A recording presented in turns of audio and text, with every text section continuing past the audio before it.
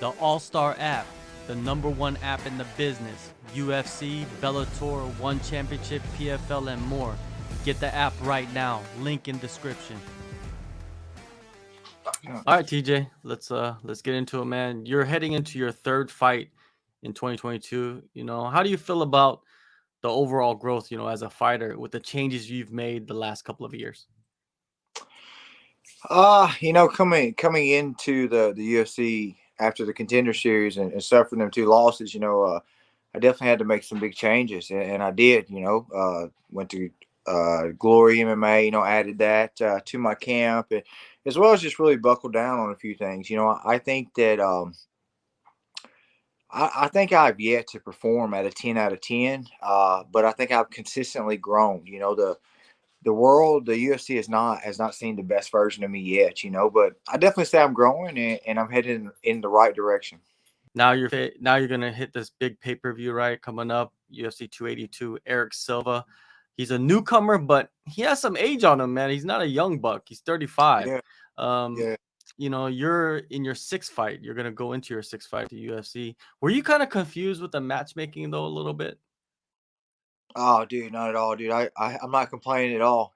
I think this is actually a great matchup for me, and I'm still on the pay scale of making as much as I am. Doesn't matter who I'm fighting, So I'm glad. I'm happy for this matchup, and I think I'm going to go home with two, maybe three checks. Okay, three checks. Silva, man, he fought in the Contender Series just like yourself. He got a Yeah. first round finish. What did you think of that performance? Uh, you know, I'm gonna try to word this right. Uh, Man, he should have looked that good against that opponent. If you look at his opponent, he's only had like a few pro fights. I think he fought at a way lower weight class. And that really explains how I feel about him. Like no disrespect, but I don't think he's fought anybody yet, and he's fixing to fight in the UFC against a savvy vet. This is to be a good test for him, and I think it's going to make for me a good performance.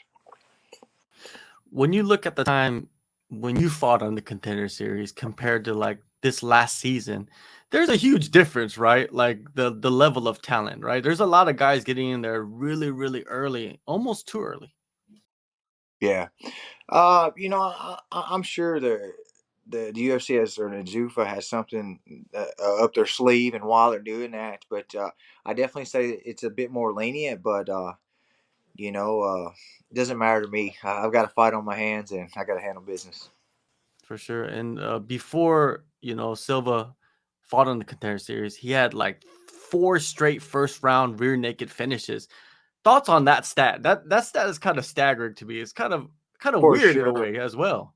Yeah, for me, of course, I look at it as I want to be. I've paid attention to escaping the back and worrying about and having good back defense, but again, I'm going to lead back to look at who he's fought. He's not fighting the caliber guys I've been fighting for the last few years. So, again, next weekend will be his first real test. For sure. Your last fight against Nerdembeck, it was 15 hard fought, minutes. What did you gain from that experience? Yeah, man. You talking about a veteran, man? I think the guy had like Mhm. 50 fights. I thought it was a close fight. I definitely, I won't say I underestimated him, but man, I didn't expect his wrestling in top position to be as good as it was.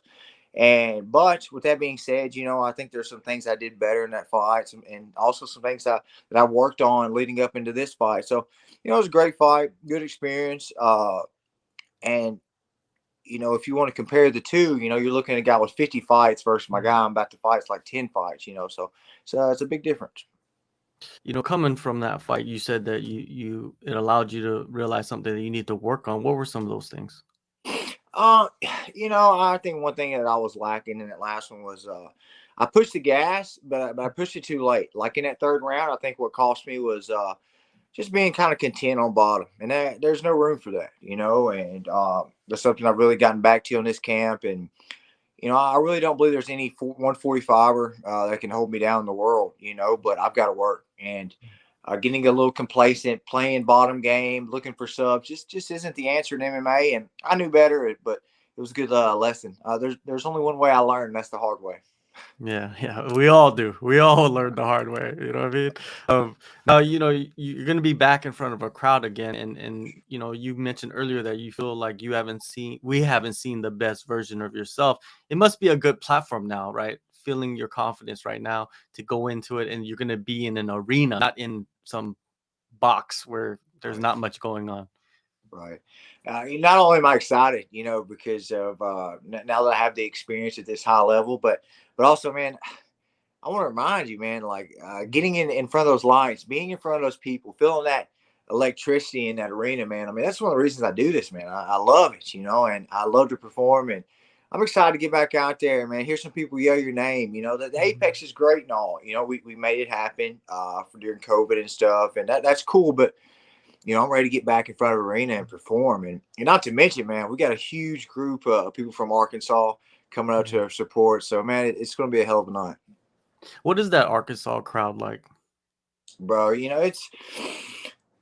bro, especially definitely, I've got a bunch of knucklehead friends back home that are definitely be out there supporting. But man, you can see anybody in an Arkansas fan. You know what I'm saying? Like it's all kind of people that here, good Yeah. people and some knuckleheads. But it's good. We're gonna bring a crowd in, and they're gonna be loud for sure. For sure. Training camp, man. Have you split your time between West Side and Glory? Yeah, I did about half and half, man. It's always great for me to get away, to be able to just focus on training, and that's something I can do over there, and man, I think I found the right balance of what my training camp should look like, and I couldn't have asked for a better one. Have you spent a little bit more time at West Side and with, being closer with your family? Does that help you with your mindset, in a training camp? Yeah, it is good. There's a lot of things as far as my training I wanted to get back to. Some of the grind back home that I wanted to get back to. Some of the stuff that really got me to where I was, but also it's just important for me to get away, man. Like I can get distracted down here. Yeah. There's a lot to do here. I know all the people to hang out with and have a good time with. So it's good for me to get away, man. So I can really focus in, and that's just what I do. So, Bryce, he's going to be on the card as well. Have you guys been training a little bit more compared to like previous camps? That's about the same, really, bro. Mhm. About the same, man. There's definitely a good energy in the room, with us both training, so that's always fun. And, it's a cool thing about it's like, it's going to be really relatable to back home. We're back. It's just like, having us both on the same card, it's good to have the people around you that you train with, in the same room. So I'm glad to have him there, dude. Will you guys be quartering each other on the night? No, dude, because like he's gonna be wanting to chill before his fights, and then shit, there's no telling what happened in my fights, So Yeah. you never know what's gonna happen out there. So So you want to keep it separate. You guys don't want to yeah, be. yeah, and bro, like in a perfect world, you want to be like, well, my energy is gonna lead off to him, and I win, and I knock this guy out, and then you never know what's gonna happen out there. Like I'm gonna go out there and kill or be killed. So you never know what's gonna happen out there, dude. For sure, for sure, for sure. I see what you're just saying. You know what I mean? Everybody's different. Everybody approaches it differently. Will James Krause be in your corner? Because Miles Johns, he fought James Krause wasn't be able to be in his corner. Will he be in your corner? No, he won't be in my corner, bro. How are you gonna adjust to that? Because you've had him in your corner for a few fights now. Yeah, yeah. Like honestly, to be honest with you, I want him there, bro. Like he's got good vibes. Like we work together well.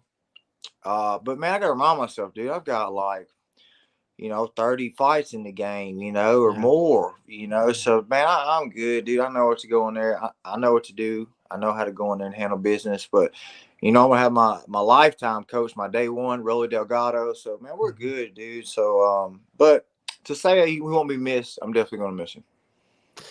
How are you gonna handle business, man, against this guy? I'm looking to have my best performance to date, bro. And what that looks like is knocking this guy out, knocking him out. Maybe TKO, he seems kind of tough. So we're looking at the end of the first round, beginning of the second, I'm putting him away. Yeah. December 10th, man. UFC 282. Go in the descriptions. Download the AllStar app. TJ Brown, downtown TJ Brown. Thank you so much, man. And I'm expecting a knockout, man. I remember Let's go. the beginning days of us speaking, and you were Yes, just bro. knocking off dudes, head kicks, all of that stuff. Let's go, man. I appreciate your support, man. Let's get another one.